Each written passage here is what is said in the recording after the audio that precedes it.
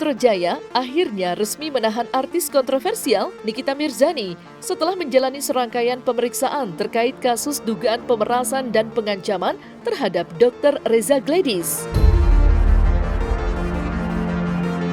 Penahanan ini menjadi perhatian publik, mengingat status Nikita sebagai publik figur yang kerap menuai kontroversi.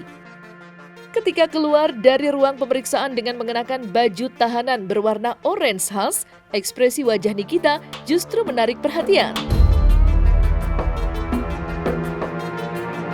Berbeda dengan kebanyakan tahanan yang menunjukkan kesan muram atau tertekan, raut wajahnya terlihat sumringah, seolah tak menunjukkan penyesalan ataupun tekanan. Sontak saja, ekspresi ini langsung menjadi sorotan pakar ekspresi yang mencoba menganalisis makna di balik sikap tersebut.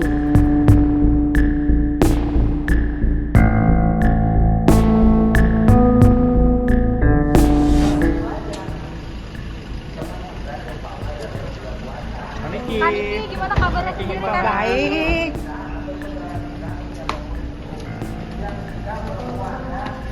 Kak Niki gimana Kak Niki? Ramenya oi. Kak Niki udah pakai baju oranye gimana Kak Niki? Hah? Pakai baju oranye gimana Kak? Gimana Ya Kak? gimana? Maunya gimana? Sans. Tadi waktu dia ngibasin keluar itu yang pertama itu sebenarnya upaya dia untuk ngelepasin dia punya pressure ya, karena kan itu gerakannya secara naluriah yang dia lakukan ketika dia ada pressure. Lihatan beberapa kali, nggak cuma pada ada kondisi seperti ini ya, tapi di beberapa event-event yang lain dia kalau udah mulai ngebahas itu sebenarnya dia ada pressure-nya sendiri.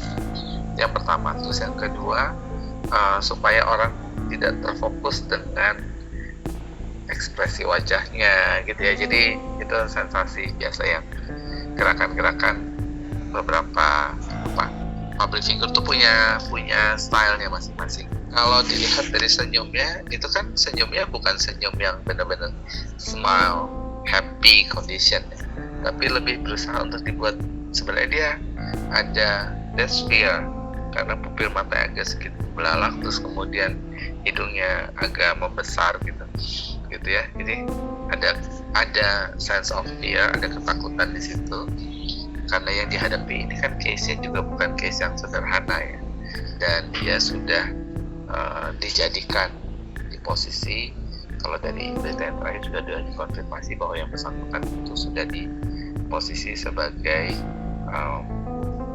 dalam tanda petik sebagai pelaku atau terdakwa gitu ya, yang kemudian dikenakan untuk diproses pendidikan yang lebih lanjut lagi. Nah, itu membuat dia masuk dalam kondisi pressure yang luar biasa, menurut saya tidak sederhana. Siapapun yang ada di kondisi yang Mbak Nikmir atau di hadapan di situasi seperti itu pasti juga akan mengalami situasi yang bisa lebih jauh, responnya bisa akan jadi sangat berbeda. Ya, itu case by untuk ya, ini bentuk dari dia untuk escape. Jadi kan ada orang yang ketika dihadapkan pada satu kondisi itu kemudian dia deal with gitu ya, berhadapan langsung. Nah, atau proses yang kedua, orangnya itu kan berusaha untuk away gitu kan ya, fight or flight. Nah, kondisi ini yang dilakukan sama Mbak Nikmir, dia lebih ke untuk flight, makanya dia tidak menjawab juga pertanyaan-pertanyaan dari teman-teman wartawan untuk membuat seakan-akan ini adalah situasi yang biasa aja, ya sudah, mau gimana lagi. Itu kan dari konteks katanya, kata-katanya yang disampaikan, pembicaraannya, nada suaranya, itu juga sangat cenderung lebih rendah gitu ya, lebih merendah. Tiba biasanya kan kalau dia kan suaranya cenderung agak tinggi ya, tapi di posisi ini dia terlihat intonasi, penekanan diksi suaranya, artikulasinya juga cenderung lebih berusaha untuk lebih kalem, karena dia memang orangnya suka di poin itu mau nunjukin, mau kasih lihat I'm okay walaupun kondisinya sedang tidak okay gitu ya. Jadi still okay gitu ya, looks like more okay, but to some extent dia tidak dalam kondisi yang terlalu baik. Jadi itu yang dia mau munculkan, dia mau tampilkan. Saya bisa tegar, saya bisa tetap ini, saya tetap bisa ngejalanin ini, dan ini rasa saya bukan pengalaman pertama dia gitu kan. Jadi itu kesan itu yang coba dia bangun, sehingga ya dia berusaha mengafirmasi ke dirinya juga bahwa saya bisa melewati.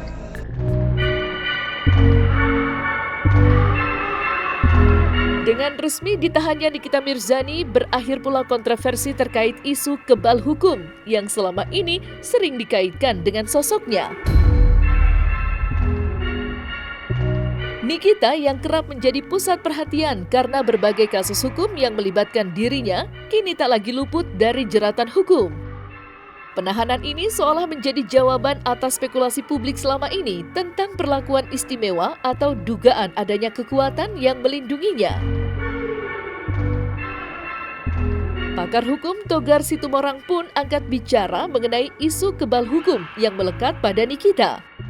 Dalam sebuah wawancara, Togar menjelaskan bahwa tidak ada satupun individu yang berada di atas hukum, terlepas dari status sosial, popularitas, atau profesinya.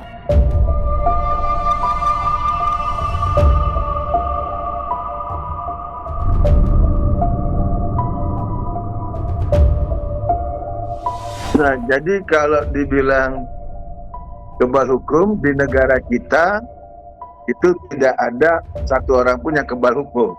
Karena perlakuan hukum di negara kita sama. Jadi kalau kaitannya dibilang Nikita Mirzani kebal hukum, bukannya kebal hukum. Memang permasalahan hukumnya yang memang tidak kuat. Sehingga Nikita ya memang tidak terpenuhi unsur-unsur yang memang diduga Nikita itu melakukan tindak pidana. Dan banyak peristiwa-peristiwa sebelumnya Nikita bebas.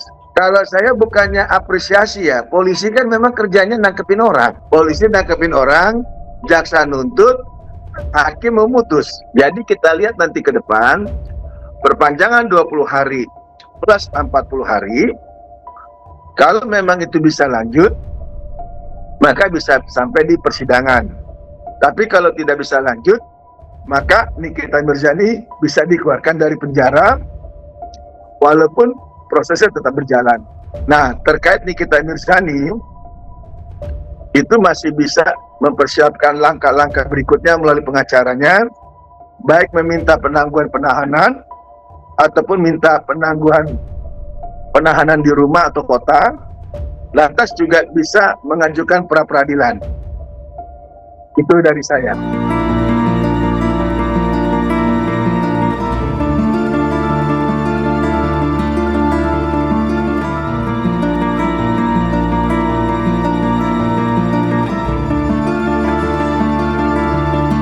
Selesai sudah Cumi Lovers, jangan lupa untuk like, subscribe, dan juga share channel YouTube Cumi Cumi.